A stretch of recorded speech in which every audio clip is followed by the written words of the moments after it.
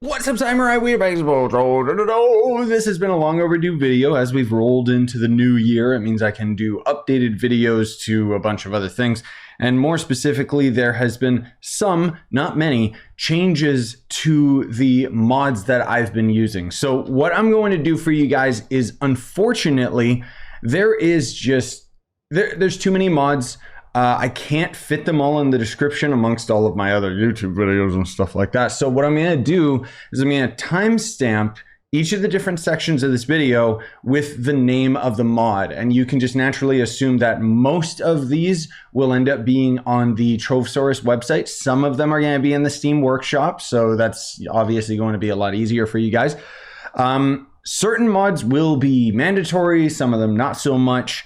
Generally speaking, how I approach the mods in this game is very weird and a little bit unorthodox. So, for example, I don't think I have any skin mods or anything like that. There's a couple cosmetic ones like this cape. But generally speaking, I always find that I might use a mod where it's like, oh man, this makes my Shadowhunter look really cool. And then after a while, I just get tired of the idea that, oh, this is just a modded skin, you know, so I don't actually look cool kind of thing. And I always uninstall them. So the mods that I primarily use in this game are going to end up being huge quality of life changes. I've introduced a couple more recently that I'm not 100% familiar with, but in order for me to end up explaining this video properly, rather than using the in-game mod menu, which I'll talk about some of the stuff with the in-game mod menu as well, there's a lot of mods that don't actually show within my mod menu that are in the Trove tools. So I'll go to those appropriately later on, but without further ado, let's go through these one at a time. So this is the 5-star next boss wave plus delve numbers, which quite literally just shows you the waves that you're on. I honestly don't know why this isn't a vanilla thing in Trove. The Aurora Borealis mod by Chronicle is one of the many biome overhaul mods that he's got, so it's not so much a necessity. It just makes the game look a lot prettier. I've turned this off though, just because, I don't know, just because. This is one of the more recent mods that I was recommended, which is the Auto Easy Happy Chaosforge.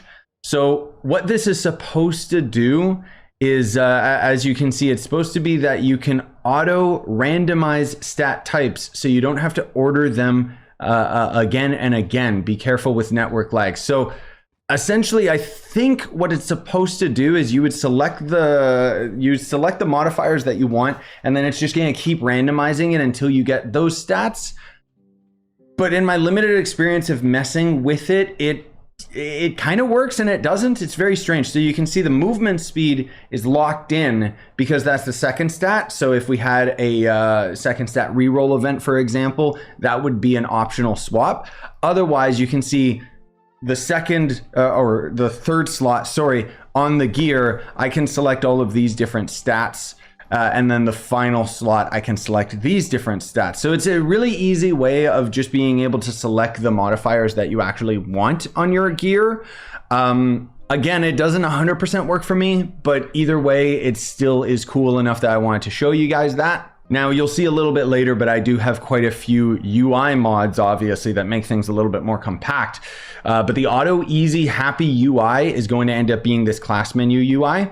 And in my opinion, is pretty much just the best one out there, just because of the fact that it shows like all of your stats and you can hover over them and stuff like that. So this is a cool mod that I don't really use because I don't really pay attention to these little details as much with Trove, but it makes it so that the Berserk Battler, which is going to end up being the cosmic gem that has, you know, the effect that gives you extra light value. Chronicle ended up making a mod where it has a visual display of that gem's effect. The Better Tome Reminder is probably one of the better ones because it's not super intrusive, and most of all, it just lets you know, oh, your tome is done, swap it around. So Chronicle has also made a Biome Overhaul mod. As I mentioned earlier, he's got like a really, really nice kind of cosmetic change to all of the biomes where they just have that little bit more sharpness to them, and it's actually quite beautiful.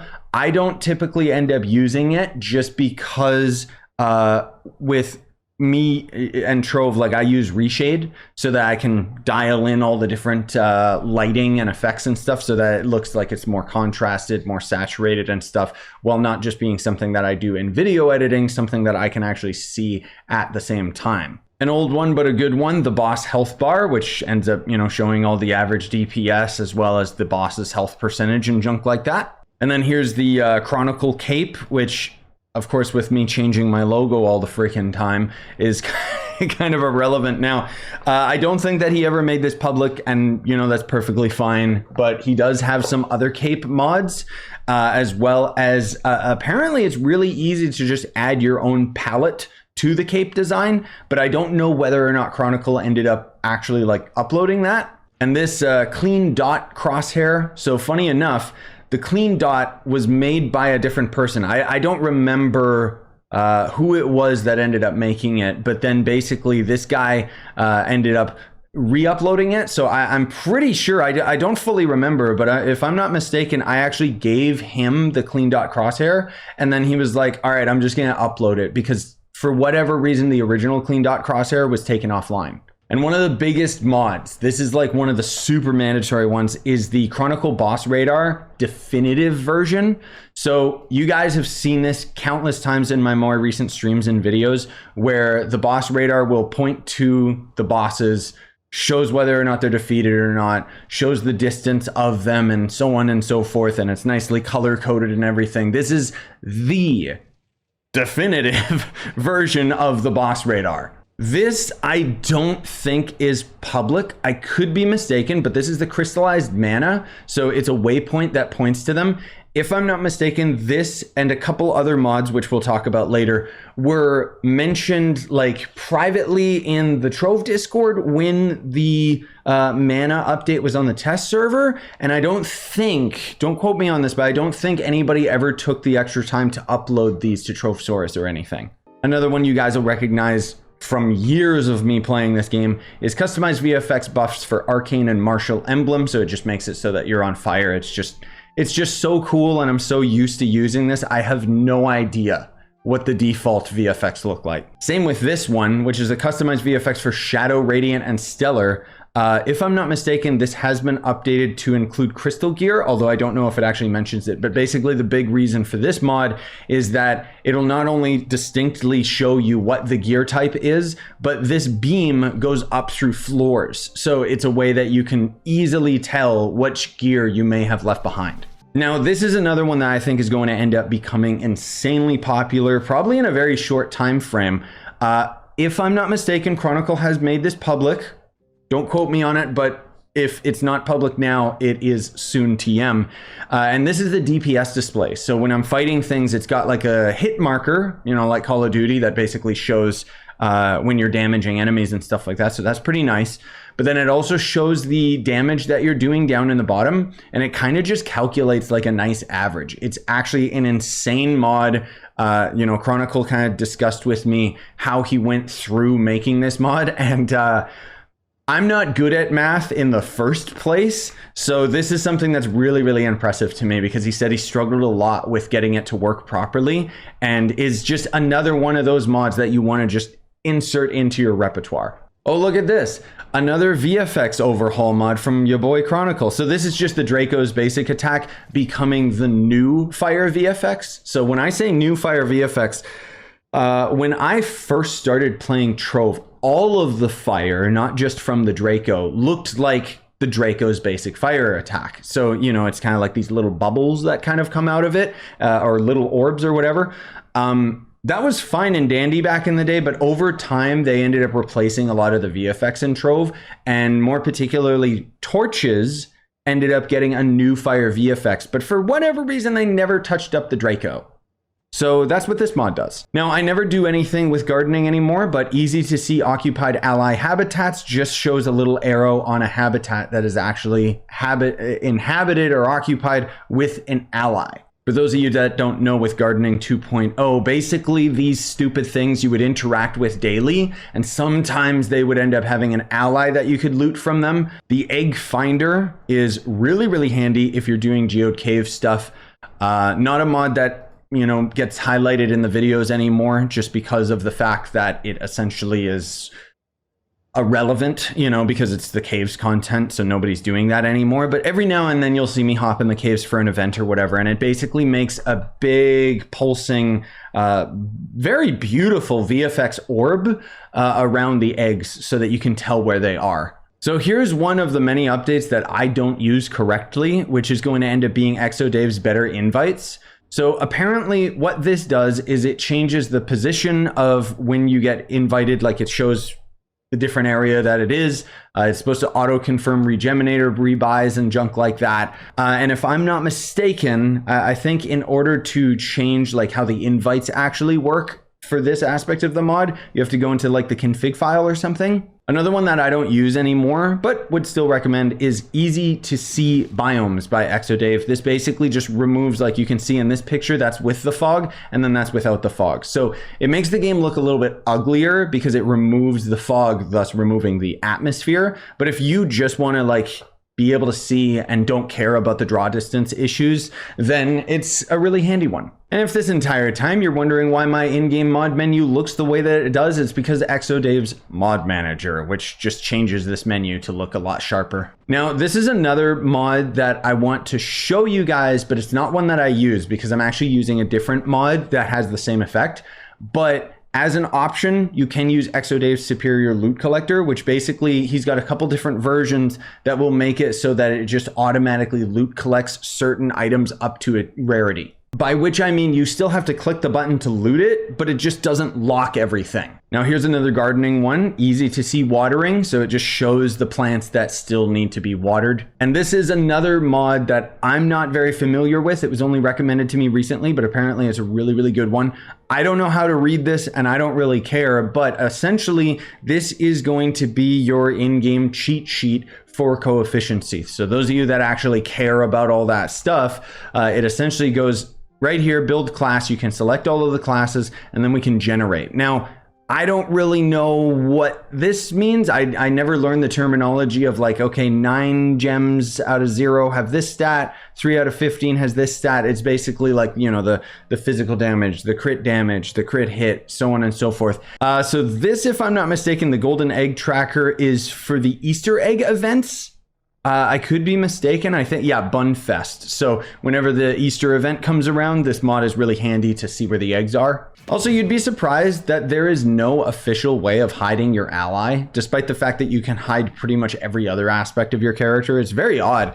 So what this does is this is a mod that basically makes Digsley hide your ally. I think this is the other mod. So before, when I mentioned that there was the mod that showed the big icon of where mana is, this is the one that shows you where the unsightly weeds are for the martial arts profession. Again, I don't think that this mod has been made publicly available on Trovesaurus or anything. I don't think anyone's uploaded this anywhere. The invisible knight is strictly when I'm trying to take screenshots and stuff like that. Item per hour tracker is kind of just a given at this point that you got to keep this mod because it shows you all the items that you're getting in the bottom right, and it'll also show you the average of them that you're getting. So like items per hour, right? The Lagless Crafting mod I think is irrelevant. I don't think that this matters anymore. I know there was a reason that I disabled it. That's all I'll say. So once again, here's another one of those mods that I don't think is public. This makes it so that the mana beasts have a waypoint on top of them.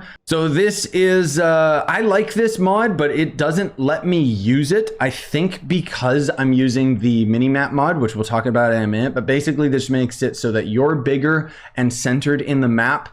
And then there's different color variation with outposts and 5-star dungeons and stuff. It's really, really handy. But one of the most useful mods ever is the Minimap mod, which makes it so that when you press V, my face cam kind of blocks it, but it's just going to end up putting a mini map in the top right, which is really handy, really nice, transparent, and allows you to keep the map open while you're wandering around doing stuff. The only issue is that because of the way that it's coded, while it's opened, you can barely do stuff in the market or type stuff in the collections menu. Sometimes it works, sometimes it doesn't. But point is, if you start having issues, just make sure that you close the map don't turn the map off in its entirety with the mod itself being disabled.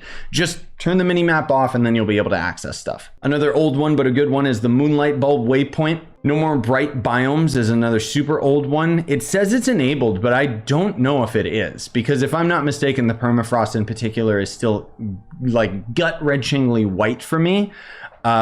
But I think that also might have to do with me using reshade. Now, moving right into the next one, there's no more dark biomes as well, which is basically the exact same mod, but just for dark biomes. This, on the other hand, this is an insane mod. I don't know how somebody figured this out, where basically we can go to our boxes and you can see right here, very, very clean, very nice. We can open until rare or just open all, and watch this. Done instantly, right? And on top of that, you can see number opened boxes, and it goes through a list of each of the different boxes that we opened and all the items and so on and so forth. But you'll get a nice summary of all the items that you ended up getting over here. Sorry that it kind of got dominated by the mod screen, but either way, it's a fantastic mod. Panda Warrior is a cosmetic mod that just makes it so that a lot of the Forbidden Spires enemies turn to Panda Warriors. I don't even know what they normally look like. Another one by the same modder is Penguins. So it just puts a little bit of variation to the different enemies in the different biomes. Now this begins the Shadow UI mod. And this one I'm gonna kind of just summarize, because essentially this mod is dark mode for your in-game menus.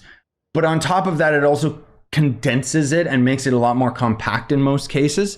So we've got the one for clubs, the one for collections, the one for the enhanced leaderboards.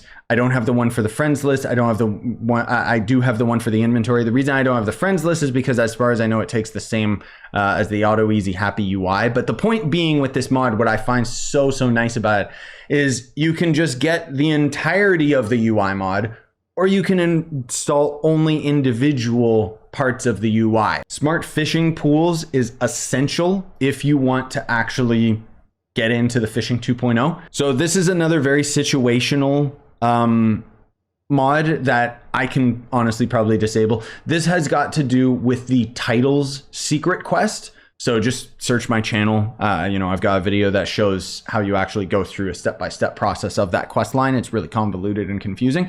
Sundered, Uplands, Waypoints. This is probably one of the cleaner of the Waypoint mods that I've seen, and I think it's great, where it basically just does exactly that. It adds a little waypoint marker on top of each of the different resources with a little picture showing what the resources are. And the fact that they're all color coded and everything, it's just really nice. So speaking of my hotbar, this is the main one that I use, which is the Super Hotbar by ExoDave and the symbol. So what this does is it shows not only your energy, but more particularly what it does is it shows a cooldown timer and meter for all of your abilities. It's really nice. And then remember earlier I said, oh, I wasn't using this loot collector UI mod because I'm using the superior loot collector advanced. So as I mentioned earlier, there are different variations of this mod. If you're earlier on in the game, you might not want to use the advanced one, because what the advanced one is going to do is it's going to automatically have crystal gear up to crystal 3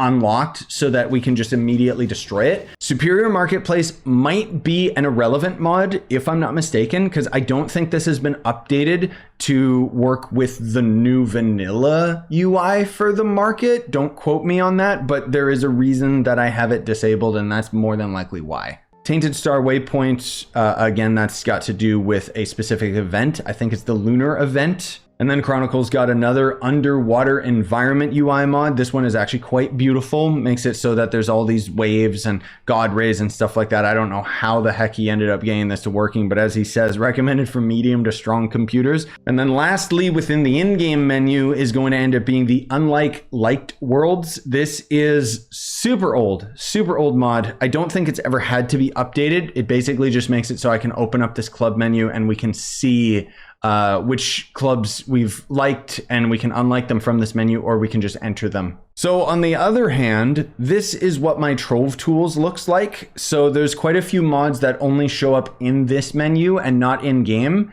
I'm gonna go through these myself, you know, and just kind of cut to the ones that I feel are relevant. So first and foremost, the Dark Geode Caves. which basically just makes it so that the Geode caves are all nice and dark and fancy and cool and everything. That is one that you can end up using if you are going into the caves. Doesn't really affect most other aspects. There's also the purple empowered gem effects. So that just changes Pyrodis from being red to being purple. It's just a cosmetic thing and it's just for me. The real Trove experience loading screen, you guys have seen this many, many times, where the loading screen is just all of the different options for Trove's crashing. And if you ever see me in Geode Topside or Geode Surface, I'm using the Shadow Geode Surface mod, which basically there are a couple different mods that TFM ended up making for Geode Surface. This one's my favorite just because, you know, purple is one of my favorite things, one of my favorite colors. Also, sometimes you don't see me often rocking my torch, my permatorch behind my character's back, because now we've got the cape mod replacing that. But otherwise, I do have a mod of making it a Minecraft torch. This was a private mod that somebody just made for me and didn't want to upload and didn't want credit. I honestly don't even remember who it was regardless. There's also a step tracker that Chronicle made, which is pretty handy when you're going into dungeons and stuff that ultimately where you get lost, right? Like there was the Fae versus Cursed Skeleton event, and the dungeon, if you want to even call it that, was just a cube on top of other cubes with staircases interjecting between them. And that pretty much does it, ladies and gentlemen. So hopefully you found this video helpful. Again, I'm sorry that I can't put links in the description to all of this stuff, but I'll try my best to make them all time-stamped with the appropriate names of the mods so that you can search them up. Either way, if you enjoyed the video and you found it helpful, please leave a like, you know, leave a comment, subscribe for more, whatever. You guys know how it be. Have yourselves a wonderful day.